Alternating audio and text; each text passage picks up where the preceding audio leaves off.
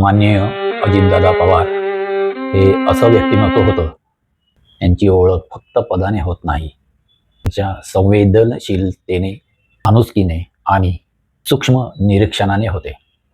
माझा मित्र एकदा त्यांच्याकडे कामानिमित्त भेटण्यासाठी गेला होता. हे गुजराती असून अजितदादांची मराठीतून छानपैकी संवाद साधत होते. अजितदादा म्हणाले, "तुम्ही एवढं छान मराठी बोलता हो." ते म्हणाले, "मी मराठी शाळेतच शिकलेलो आहे."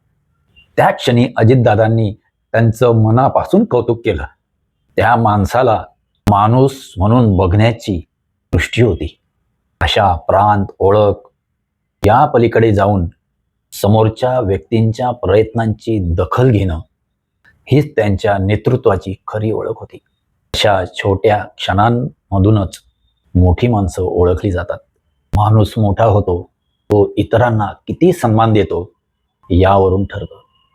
असेच हे अजितदादा पवार होते. जीवन किती क्षणभंगूर आहे, कधी काय होईल हे कोणालाच माहीत नाही. म्हणून माणूस जातो तेव्हा त्यांची कर्म, त्यांचे विचार आणि माणुसकी लोकांच्या आठवणीत कायम राहतात.